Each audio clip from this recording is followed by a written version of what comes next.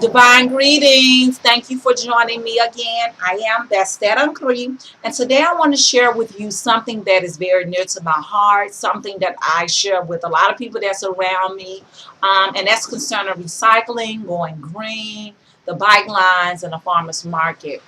These things are not new to us, being Nubian African people.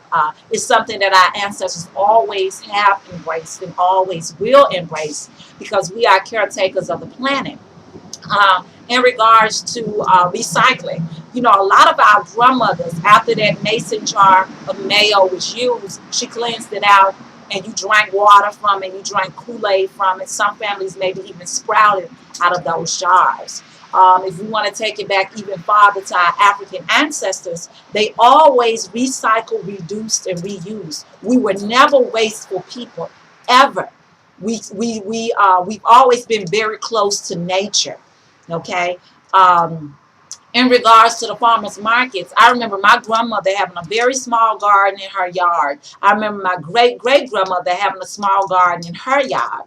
Our neighbors growing up, she grew collard greens and turnip greens. And taking it back to my African ancestors, even to this day and time, people in native countries, they're farming. They're farming in the countryside, and they bring their fruits and vegetables, or the women would bring their crafts and their fruits and vegetables to the marketplace, and that's where the tourists or the native people of that land would buy the groceries from.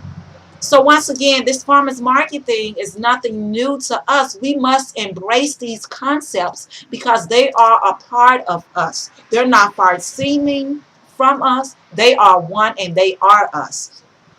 In regard to the bike lanes, I was just sharing this with Nigel on last night. I mean, even if we look around in Memphis or wherever you are, there are communities and neighborhoods that still to this day cannot afford a car.